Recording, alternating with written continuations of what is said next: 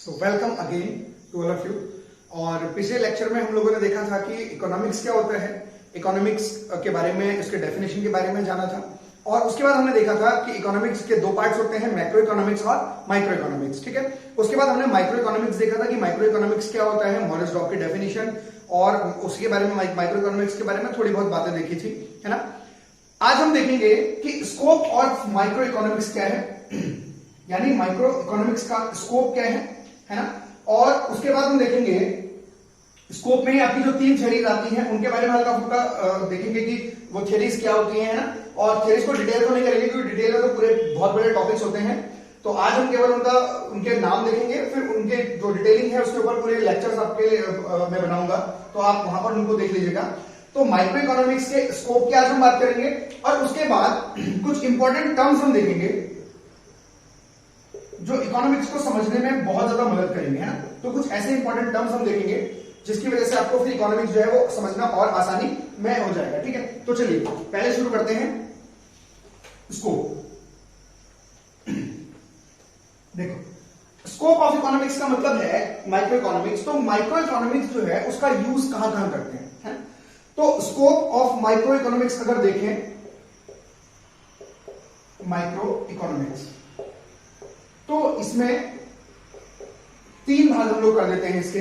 ठीक है, जिसमें जो सबसे पहला है वो है theory of product pricing, theory of product pricing. Theory of product pricing में जो चीजें हम इंक्लूड करते हैं वो है कंज्यूमर बिहेवियर,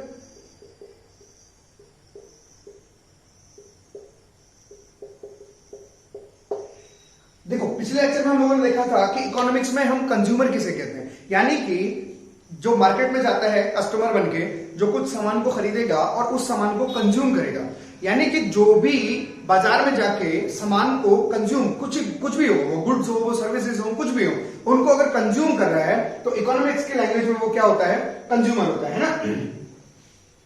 तो जो कंज्यूमर बिहेवियर है उसके बारे में हम बात करेंगे, और theory of production and cost. ठीक है, जो प्रोडक्शन एंड कॉस्ट है इसके बारे में हम लोग बात करेंगे। देखो पिछले जो वीडियो है उसमें भी हमने बात की थी कि इकोनॉमिक्स में दो ही चीज सबसे इंपॉर्टेंट होती है, क्या? एक डिमांड कौन करेगा? कंज्यूमर। दूसरा सप्लाई, सप्लाई कौन करेगा? प्रोड्यूसर। यानी कि जो प्रोडक्ट है, जो उसका कॉस्ट है, ये सब क्या है, ये सब कौन डिसाइड करता है? क्या प्रोडक्ट प्रोड्यूस करना है, क्या करना है, ये सब कौन डिसाइड करेगा? ये करेगा जो प्रोड्यूसर होगा वो, है ना। तो कंज्यूमर बिहेवियर और प्रोडक्ट एंड कॉस्ट, इनके बारे में जो बात होती है वो होती है थ्योरी ऑफ प्रोडक्ट प्राइसिंग। देखो किसी भी चीज का जो प्रोडक्ट है, वो जो प्राइस है वो दो चीजों पर डिपेंड करता है। एक तो वो प्रोडक्ट जो है उसको बनाने में कितनी कॉस्ट आती है, वो प्रोडक्ट किस तरीके का है, दूसरा उसकी डिमांड कैसी है ना। तो डिमांड के ऊपर भी प्राइस जो है वो बहुत रिलाई करता है। ठीक हो गया। तो जो थ्योरी ऑफ प्रोडक्ट प्राइसिंग है, इनमें इन दोनों चीजों की हम लोग बात करेंगे। और अगर आप अपना सिलेबस उठा के देखेंगे तो आप देखेंगे कंज्यूमर बिहेवियर आपका पूरा एक अलग से टॉपिक है ना। तो ये जो अलग से पूरा आपका प्रॉपर टॉपिक है, तो इसको हम प्रॉपर अलग लेक्चर में ही लेंगे, बट ये किसके अंदर आता है? थ्योरी ऑफ प्रोडक्ट प्राइसिंग के अंदर। और इसका अब जो दूसरा पार्ट है वो क्या होता है?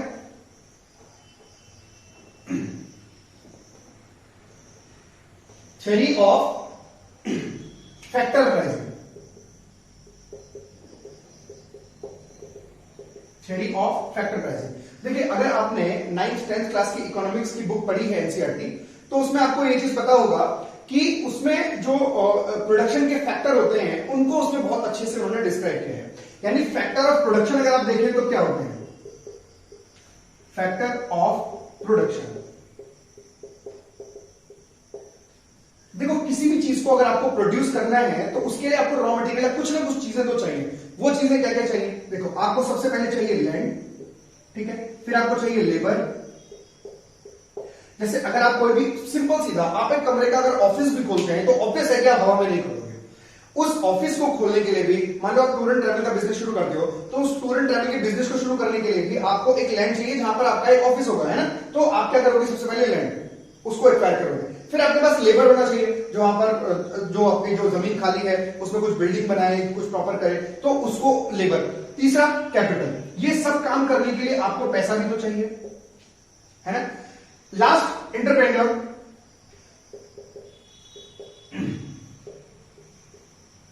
ठीक है, एंटरप्रेन्योर, इसको ह्यूमन कैपिटल भी कई बार कहते हैं।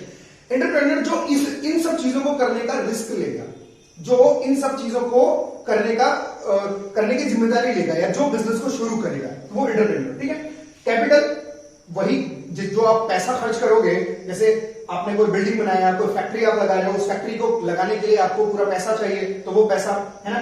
लेबर, वहां पर जो काम करेंगे लोग, वो लेबर, और लैंड जिस जमीन पे आप करोगे। अब देखो, ये आपके फैक्टर ऑफ प्रोडक्शन है, और इन जो फैक्टर ऑफ प्रोडक्शन है, इनके लिए आपको कुछ ना कुछ, जैसे लैंड है तो उस लैंड के लिए आपको रेंट देना होगा, है ना। लेबर अगर है, उस लेबर को आपको वेजेस देने होंगे। वेजेस का मतलब उसकी मजदूरी। अगर आपने कैपिटल बैंक से उठाया है ना, लोन पे उठाया, तो ऑब्वियस आप उसका इंटरेस्ट भी दोगे। और एंटरप्रेन्योर, अगर मैंने कोई बिजनेस शुरू किया है, तो ऑब्वियस है कि मेरे दिमाग में कहीं ना कहीं ये चलेगा कि मेरे को इससे प्रॉफिट होगा। तो मैंने जो बिजनेस शुरू किया, किस चीज के लिए किया? प्रॉफिट के लिए। ठीक है, तो अब अगर आप अपना सिलेबस जो उठा के देखेंगे, तो सिलेबस में सबसे नीचे जो माइक्रो इकोनॉमिक्स में सबसे लास्ट में लाइन लिखी है, उसमें लिखा है theory of rent, wages, interest, profit.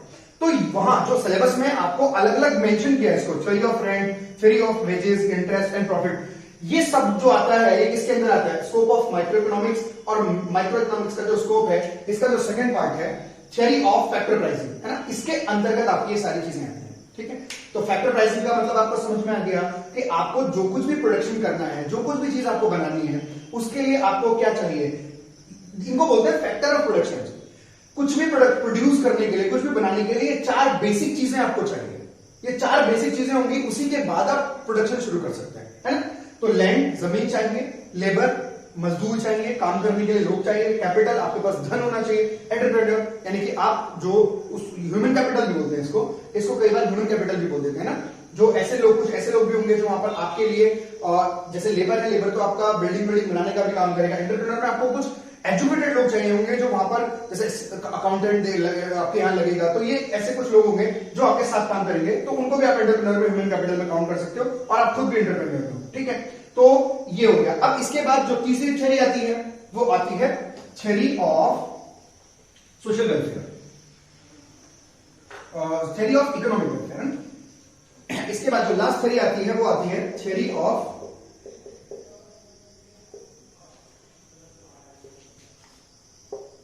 Economic welfare. ठीक है, थ्योरी ऑफ इकोनॉमिक वेलफेयर। ठीक, तो ये 3 थ्योरीज जो है, इसमें ऐसा कुछ ज्यादा है नहीं, थोड़ा बहुत जो है वो आगे हम चल के देख लेंगे।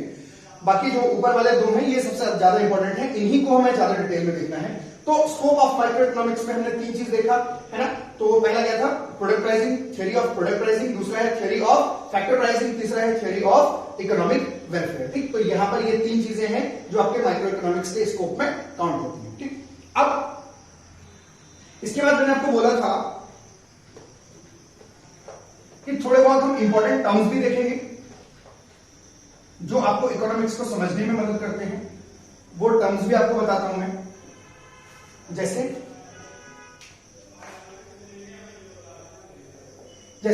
आपने सुना होगा ओपन इकोनॉमी, और ऐसे ही आपने सुना होगा क्लोज्ड इकोनॉमी। क्लोज्ड इकोनॉमी, ठीक है। अब देखो ये क्या होता है, ओपन इकोनॉमी क्या होता है और क्लोज्ड इकोनॉमी क्या होता है। ठीक है, देखिए ओपन इकोनॉमी का मतलब एक ऐसी इकोनॉमी जो दूसरे देशों के साथ ट्रेड रिलेशंस बनाए हुए होते हैं ना। एक ऐसी इकोनॉमी जिसका दूसरे देशों के साथ ट्रेड रिलेशन होता है। जैसे इंडिया की बात करें, इंडिया चाइना के साथ, यूएस के साथ, रशिया के साथ, इसराइल के साथ, अलग अलग देशों के साथ क्या करता है, ट्रेड करता है। तो इसको क्या बोलते हैं, ओपन इकोनॉमी। क्लोज्ड इकोनॉमी एक ऐसी इकोनॉमी होती है जो, इसको हिंदी में बोलते हैं खुली अर्थव्यवस्था, और इसको बोलते हैं बंद अर्थव्यवस्था। ठीक है, सिंपल सीधा है।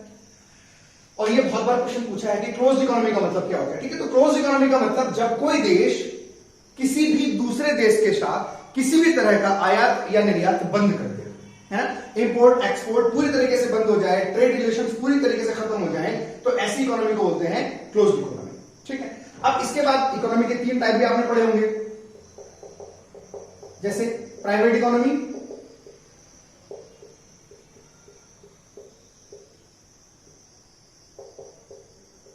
पब्लिक इकोनॉमी और मिक्स्ड इकोनॉमी।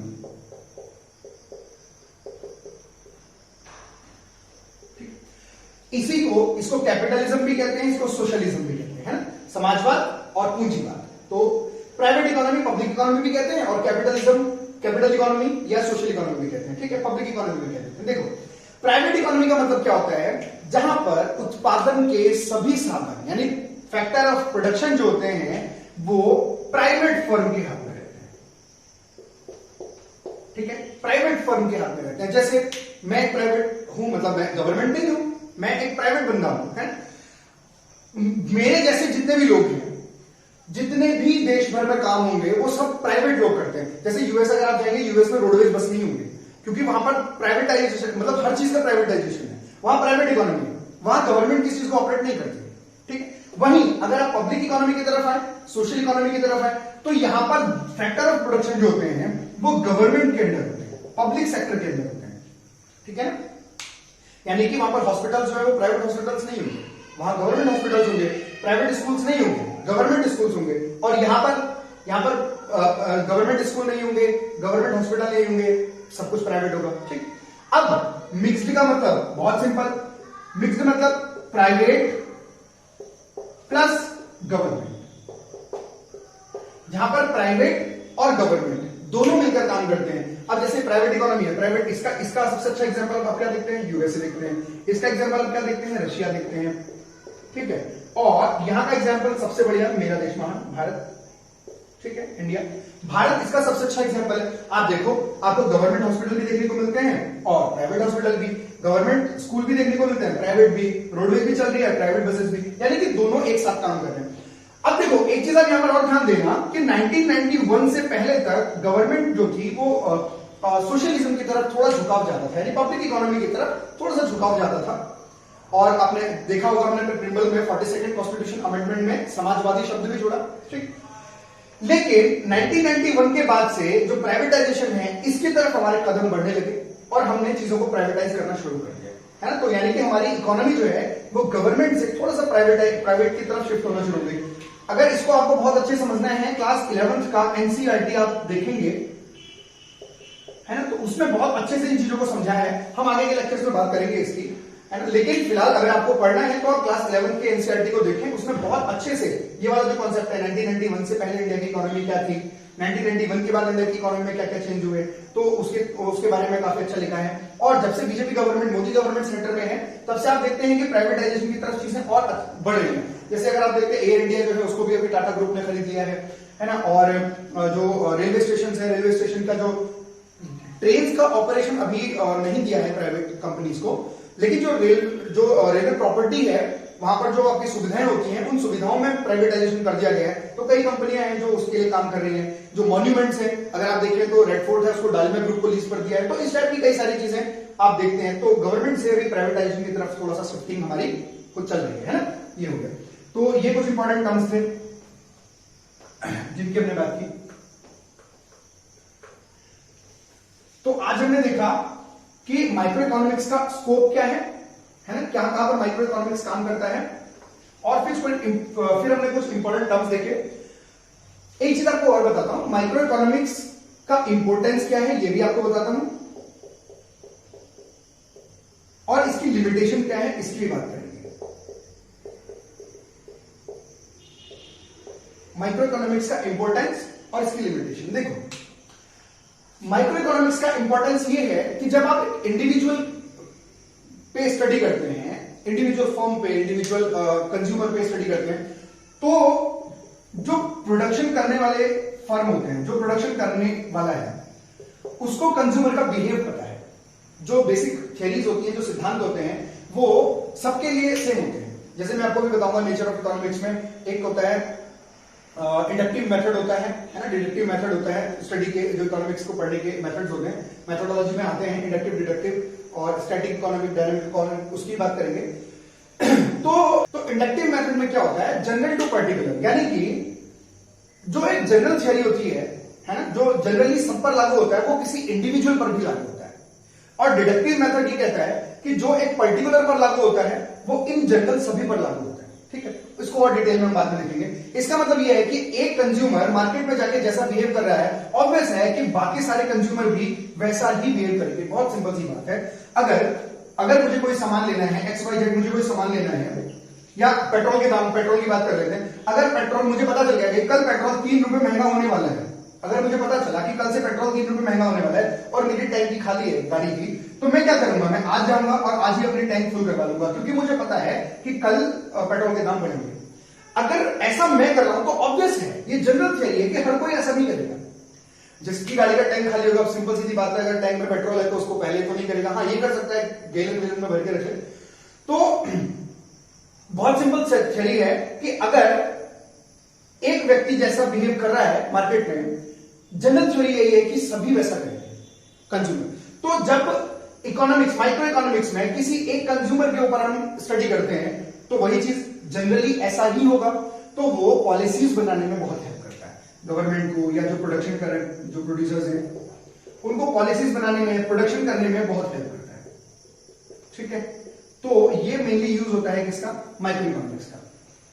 ठीक है, अब इसकी लिमिटेशन की अगर बात करूं कि माइक्रो इकोनॉमिक्स की लिमिटेशन क्या है, देखिए माइक्रो इकोनॉमिक्स की जो लिमिटेशंस हैं वो ये हैं कि एक तो इसमें अजम्पशंस बहुत ज्यादा होते हैं। अजम्पशंस का मतलब क्या होता है, अजम्पशंस का मतलब होता है हमें कुछ चीजें मान के चलनी होती है ना। जैसे कई बार आप देखेंगे, जैसे माइक्रो इकोनॉमिक्स हम आगे पढ़ेंगे तो उसमें बहुत सारी ऐसी थ्योरीज आती हैं जिसमें हम देखेंगे कि जो मनी इनकम है वो कांस्टेंट होना चाहिए, लेकिन ऐसा होता नहीं है। मनी इनकम भी ऊपर नीचे होता है। फिर हम देखते हैं कई बार कि प्राइस ऑफ एक्स या प्राइस ऑफ गुड वाई, यानी कि अगर कोई वस्तु है जिसका एक्स नाम है, कोई वस्तु है जिसका वाई नाम है, तो इसका भी प्राइस बिल्कुल एक रहना चाहिए, इसका भी प्राइस कांस्टेंट रहना चाहिए। लेकिन ऐसा होता नहीं, इकोनॉमी में चीजें ऊपर नीचे होती रहती है ना। तो इसमें क्या है, माइक्रो इकोनॉमिक्स में अजम्पशंस बहुत ज्यादा है। आप बहुत सारी चीजों को मान के चलते हो कि माना ऐसा है तब ये थ्योरी लागू है, माना ऐसा है तब ये थ्योरी लागू है ना। तो इस टाइप के अजम्पशन, सिंपल सी बात है, इकोनॉमिक्स में इतनी ज्यादा चीजें हैं वो इतनी स्टेबल रहती नहीं है, इसलिए वो इकोनॉमिक्स है। यानी कि मैक्रो इकोनॉमिक्स जो है उसमें चीजें जैसे जैसे बदलती हैं उसके हिसाब से हम उसको पढ़ते हैं। यहां पर हम अजम्पशंस बहुत ज्यादा लेके चलते हैं। ठीक है, तो इसका एक लिमिटेशन ये है कि माइक्रो इकोनॉमिक्स जो है उसमें हमें अजम्पशंस बहुत लेने पड़ते हैं। ठीक है, दूसरा लिमिटेशन क्या है, तो दूसरा लिमिटेशन है कि ये रियलिटी से थोड़ा सा दूर है ना। रियलिटी से दूर कैसे, जैसे मैंने आपको बताया कि इसमें हमें बहुत सारे अजम्पशंस मानने पड़ते हैं जो कि एक्चुअली में आपको देखने को नहीं मिलते हैं ना। तो इसका मतलब जो रियल में नहीं है वो चीजें हमें माननी पड़ती है माइक्रो इकोनॉमिक्स में। ठीक है, तो ये भी है कि ये रियलिटी से थोड़ा दूर है और वो रियलिटी के माइक्रो इकोनॉमिक्स थोड़ा रियलिटी में होता है, जो चेंजेस है वहां पर हमें दिख रहे होते हैं। तो यहां पर क्योंकि बहुत सारी चीजें अज्यूम करनी होती है, इसीलिए ये रियलिटी के पास नहीं है। बहुत सारी चीजें मानने के कारण थोड़ा सा हाइपोथेटिकल लगता है। ठीक है, तो ये कुछ लिमिटेशंस हैं। तो आज हमने क्या बात किया, माइक्रो इकोनॉमिक्स के स्कोप के बारे में बात की, उसके टाइप्स देखिए है ना, माइक्रो इकोनॉमिक्स के क्या क्या स्कोप होते हैं, कौन कौन सी बेसिक थ्योरीज हैं उसमें वो देखा। उसके बाद हमने लिमिटेशन देखी इसके और माइक्रो इकोनॉमिक्स के का इंपॉर्टेंस देखा। और उसके बाद हमने देखे कुछ इंपॉर्टेंट टर्म्स जो आपसे कई बार एग्जाम्स में डायरेक्टली भी पूछ ले जाते हैं और इकोनॉमिक्स को समझने के लिए भी काफी ज्यादा इंपॉर्टेंट है। ठीक है, तो इतना आज हमने देख लिया है। बाकी अगला जो लेक्चर होगा उसमें हम देखेंगे सेंट्रल प्रॉब्लम ऑफ इकोनॉमिक्स के जो सेंट्रल प्रॉब्लम्स हैं वो क्या क्या होते हैं, है ना। और फिर उसके बाद माइक्रो इकोनॉमिक्स में जो टॉपिक है हमारे, उन टॉपिक्स में हम प्रॉपर एंट्री करेंगे, है ना। तो जो आगे के लेक्चर्स हैं वो बहुत ज्यादा इंपॉर्टेंट होंगे।